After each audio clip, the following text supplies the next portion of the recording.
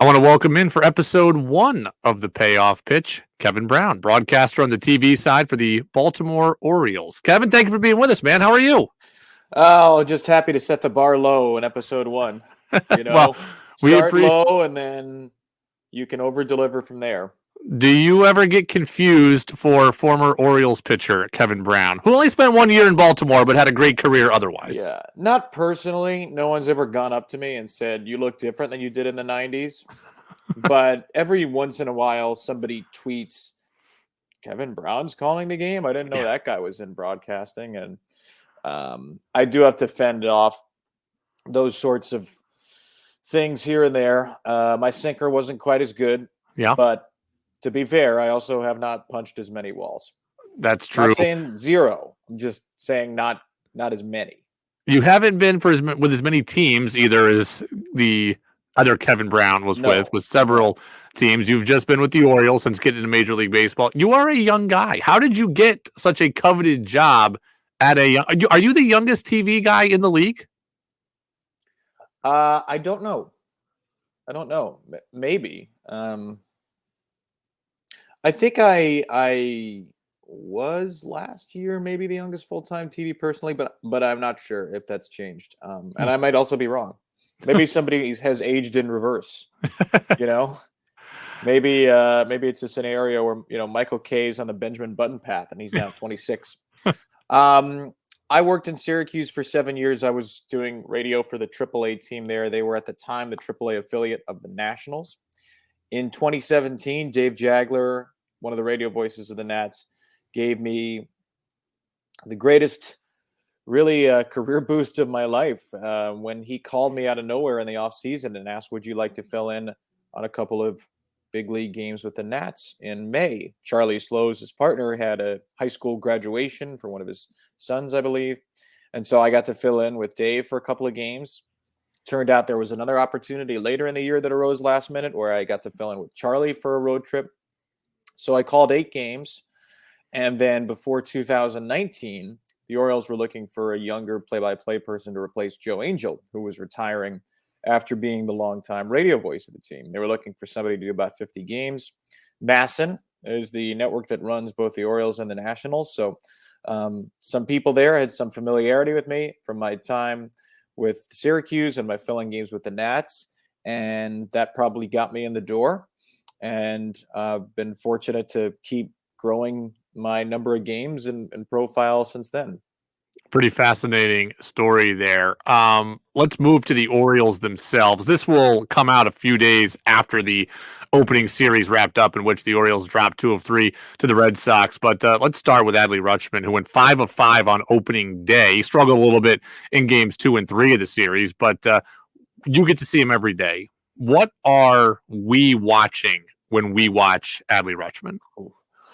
You're watching somebody who I think has a chance to be a special generational player. I don't say that lightly. He has everything he needs to be a star.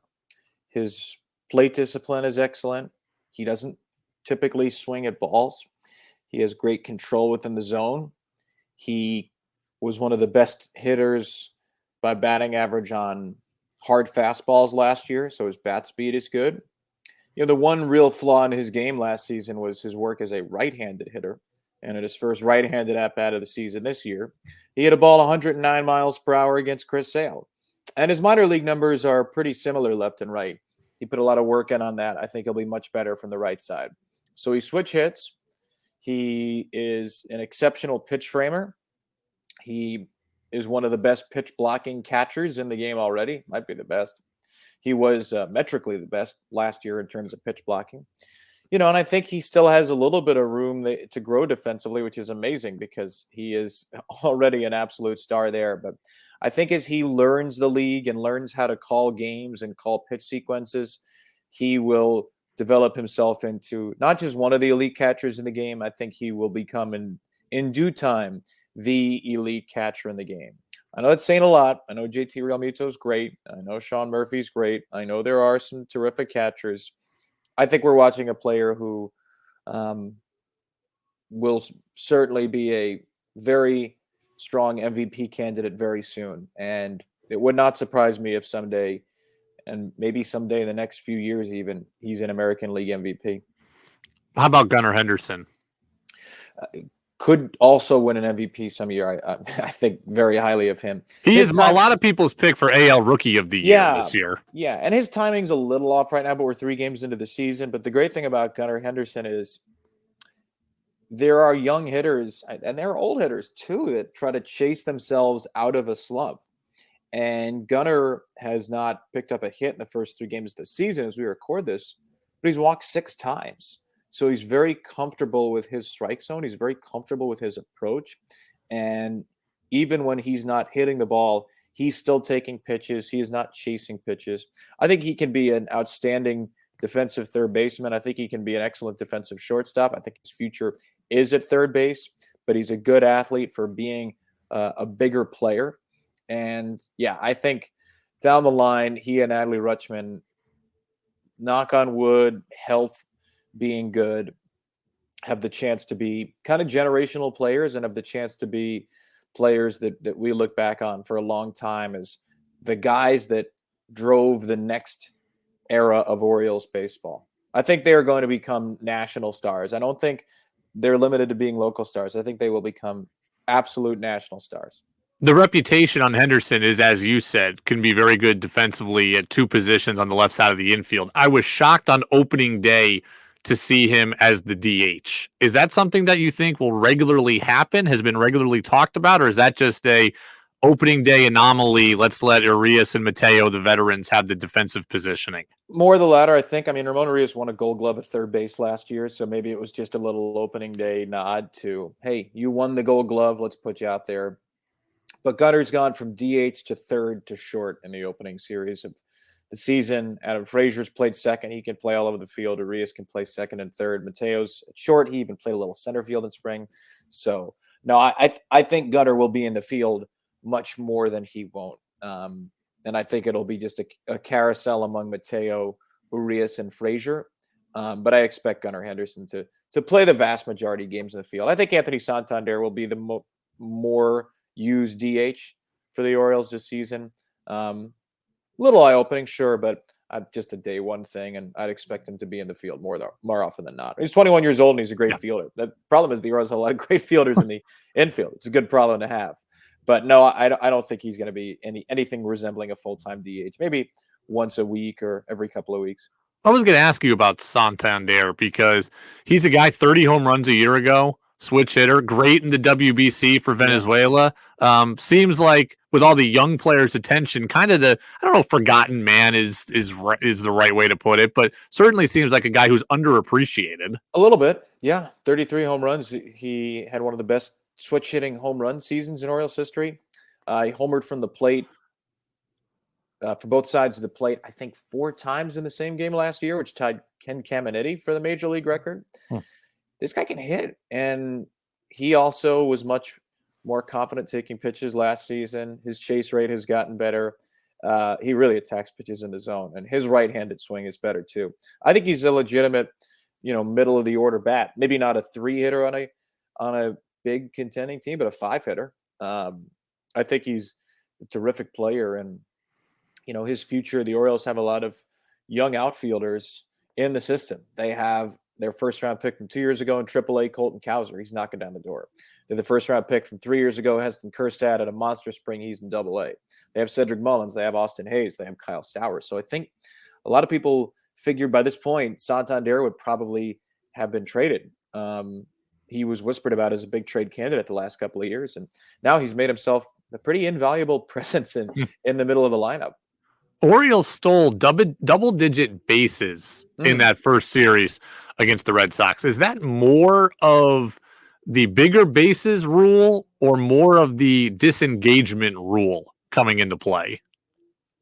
I think it's a little of both, but I honestly, genuinely believe that the Orioles stole 10 bases the first 2 games. They had 5 and 5. I think with the regular bases, I think they still steal 7 or 8. Because Jorge Mateo had a lot of chances to steal a base, and he led the majors in steals last year. And Cedric Mullins had a lot of opportunities to steal a base, or American League, I should say, for Mateo. He led the American League, and Mullins was second in the American League. So they got the right guys on. If Adley Rutschman and Anthony Santander all of a sudden start stealing bases, then I'll say it's the bigger bases and the disengagement. But I think it was largely that's what those two did last year, and they just happened to get on base a lot. Mateo is kind of a frightening guy for opposing teams because his on-base percentage was very, very low last year, and he still led the American League in steals. So if he gets on first, he's going. If the bases are 14 and a half inches wide, 18 and a half, 30, if they're 1 inch wide, if the base is just a penny, he's going to go, and he's going to make it most of the time. But no question they're going to be more aggressive. I mean, Ryan McKenna stole a base, and Ryan can run, but Ryan had 3 steals combined his first 2 years. That's probably a bigger base / disengagement steal. And I think the Orioles are really well equipped because they have a couple of those players, Austin Hayes, McKenna, that are good runners, have never been big base stealers, but now have a little more margin for error. So I'd say 7 or 8 out of the 10 would have been steals. And then the other 2 or 3 were guys, I think, being a little bit emboldened by the new rules. Let me ask you one Red Sox question, just as a guy who got to see them for 3 games. What did you make of Sale? I mean, he got hit around, but so much has been made about his health and all that, and how his changeup looks coming off Tommy John now a couple years removed. What did you think of Sale, just seeing him in person? I mean, at times he really looked like Chris Sale. He threw a couple of filthy back foot sliders. I think to the Orioles' credit, they hit basically every mistake pitch he threw. Their approach was terrific, and I think they deserve credit because against a team that maybe fouls 2 of those pitches off, it's 4 innings, 3 runs, not 3 innings, 7 runs.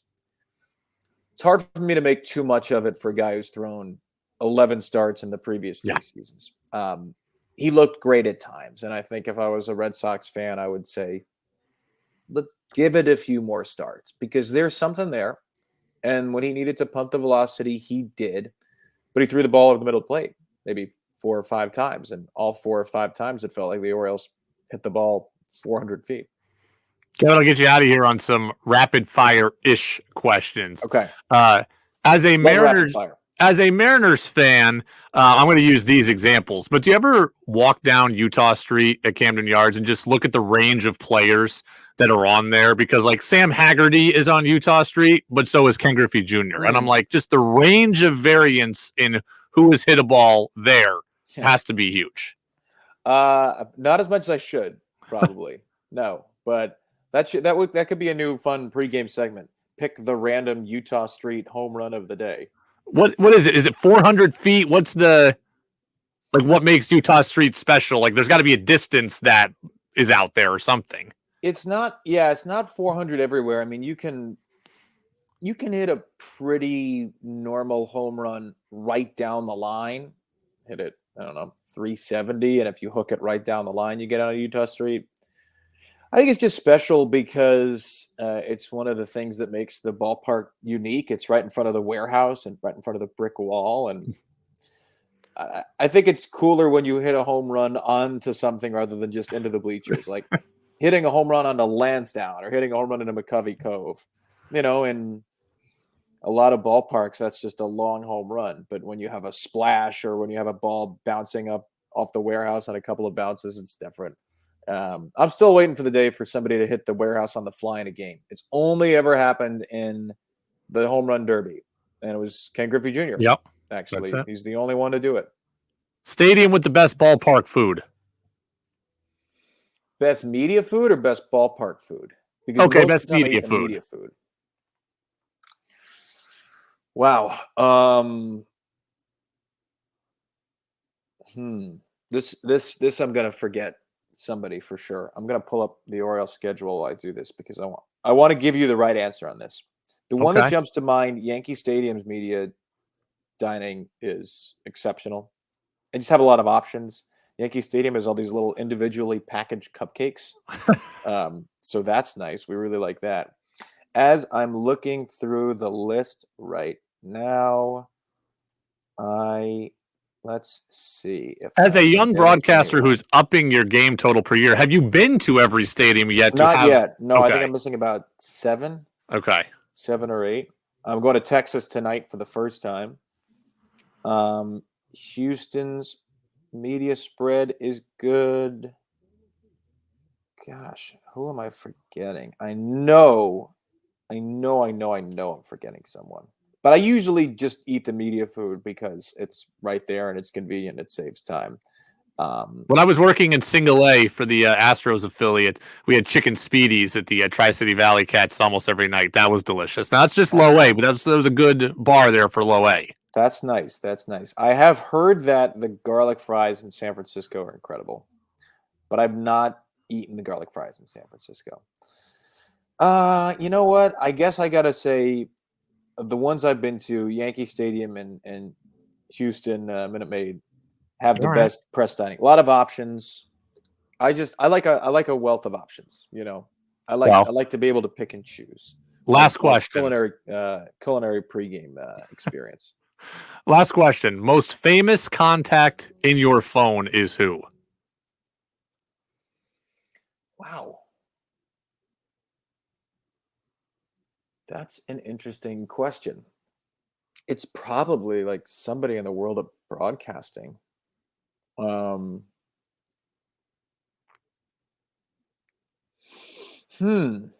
Most famous contact in my phone.